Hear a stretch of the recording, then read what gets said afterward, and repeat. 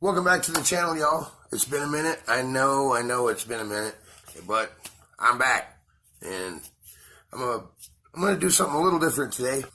About a month before Christmas, well, I'd say a few weeks before Christmas, I came home and it was a cold day, and I was just looking forward to, coming in and taking my shoes off. My dogs were barking, as we say back home. I don't know, about 4 or 5 steps up the stairs, there was this little puff of black that was just shivering. And I reached down to look at it, and it's a cat. Not a kitten, she's small, but it's a cat. Couldn't tell, male, female, whatever. I grab her and scoop her up, and I didn't know if she was friendly or a stray or somebody's or what, but it was cold, and I've got a weak spot for any animal that's, in a bad position. And if they're on my stairs, I'm going to bring them in and check them out if they're friendly, which she let me pet her. So I scooped her up and kind of football winged her in the house, just like shot putted her because, well, not shot putted her, but it's kind of harsh.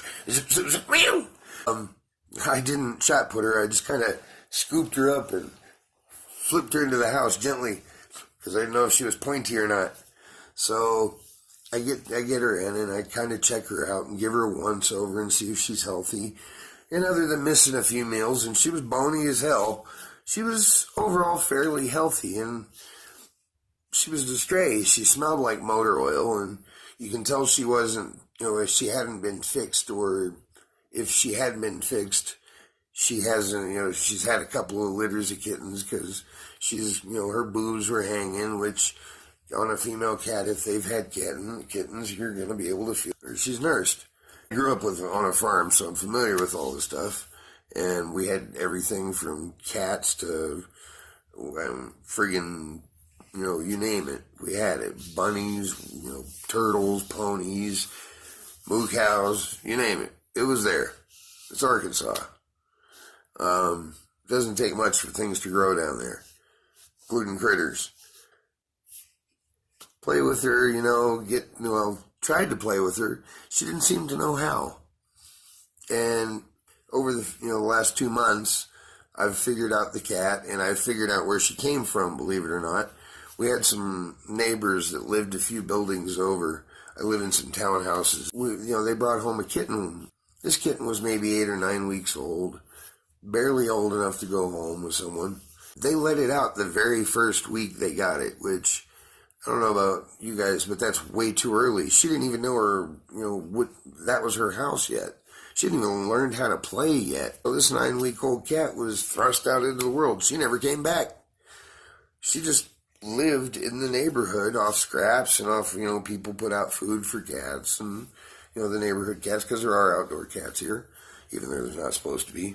She's been able to survive, and she's popped out a few litters. She's friendly. She's a loving cat. She has to love you on her terms. She won't come out and get on the couch. I mean, she's done that like maybe once or twice, but she stopped doing it. She doesn't like it. She's uncomfortable. I don't know, maybe the living room isn't a comfortable or quiet enough environment for her, because usually there's a TV going, we're blabbing.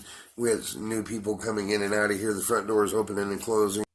I think the outdoors were a truly traumatic experience for her, because this is an unfixed cat. She's gone into heat since she's lived here. She, overall, I think maybe because she's had a few litters of cats or kittens, the urge to mate isn't as strong as it is with a juvenile female. Because I've heard juvenile females when they're in heat, and it's brutal. They yowl, and they can't help it. But it grates on your nerves. If you've ever had a female in heat, and it's a young female, you'll know what I'm talking about. I guess the urge to break the mate just kind of decreases as you've had a few. And she's not even made a move towards the door in 2.5 months. Knock on wood. She's, a great cat. She loves everybody, but she doesn't jump. She doesn't get up on things. The most she'll do is get up on her bed, and that's to be loved on. As a result, she doesn't do normal, other stuff, like normal cats do, like get up on high shelves or go exploring things or, destroying the toilet paper roll, that's too high for her. She won't even reach up for it. She has no desire to go in the bathroom. But I digress. Okay, the point of this is I've been enabled by picking up one thing that usually all cats love, catnip. I'm going to see if she'll actually play, or if she becomes more loving, or if she just flips the hell out and becomes Psycho Kitty. If she does and she eats my face, it's been nice knowing you guys. Thanks for giving me the love on the channel. But, oh yeah, here's a picture of Om Nom. She's a cute little devil. And in a few minutes, I'm going to be going in there and trying to set the camera up where we can capture her. I mean, it's limited light in our bedroom because my wife works nights. We don't have an overhead light. Most apartments, townhouses, condos that were built in the 70s and 80s, they didn't put in overhead lights because they justified it that people were going to have lamps in their bedrooms anyway, so they would just switch a few outlets. This is an explanation for people who live in other countries. It's unusual for you guys, I'm sure, because you have to, depending on the country you're in, you have to put in your own fixtures. You have to put in your own appliances in England. It blew me away when I was in Switzerland and my wife told me that, yeah, you can rent an apartment and there won't be fixtures in there. I'm like, what the hell? No electrical fixtures? You have to put your own in? We couldn't rent an apartment like that here. I did apartment maintenance for 20 years, and yeah, you can. That's an incomplete apartment. It's unsafe. There's wires hanging out and shit. I actually know somebody that got fired over that. Anyway, I'm done babbling about the cat. I'm gonna go and see if I can film said kitty. If she wants loving, when I go in there, she'll jump on the bed and let's see if she does it. Okay, so I took a little cat toy that my friends knitted for me, and I stuffed it with kitty catnip, which is like weed for kitties. Let's see how she acts. No. Smell. What's that?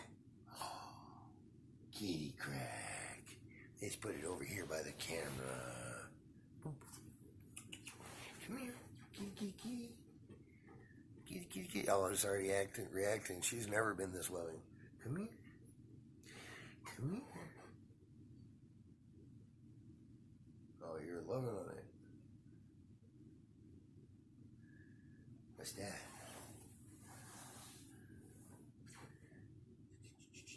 Oh, wow, she's actually playing. Oh, my God, she's playing. Look at this. She's playing, I'll be damned. That's so cool. Catnip 1, kitty 0.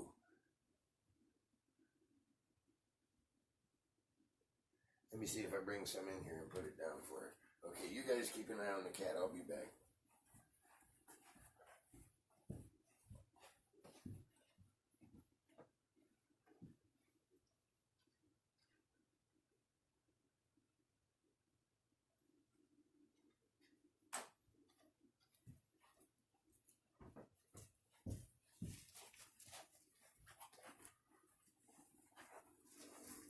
I brought the stash.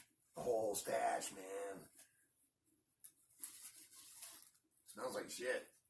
Kind of smells like mint. Right? Kitty, kitty, crack, crack. Kitty, kitty, crack, crack. Kitty, kitty, crack, crack. Get some crack for the kitty. Sprinkle little bitty. Here's from the kitty. Crack.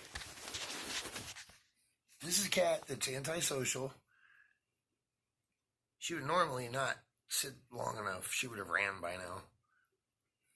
But she's drugged.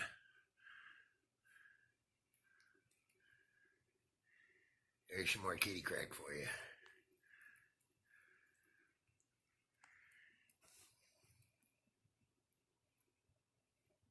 Meet Om Nom, our company mascot and channel mascot.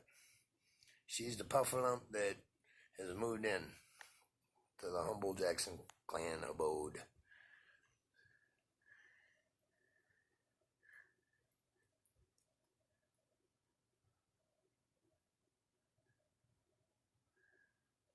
Oh, she's more interested in eating the rest of the catnip.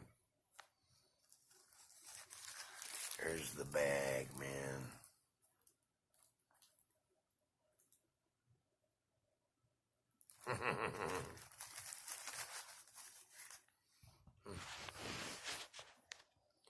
some on my hand. There you go. There you go.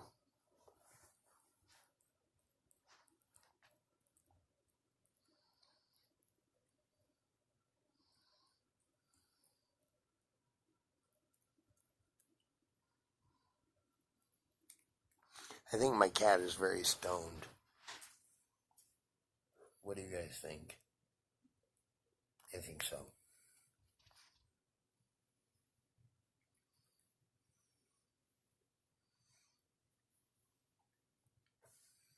Is that good stuff? Huh? Are you baked?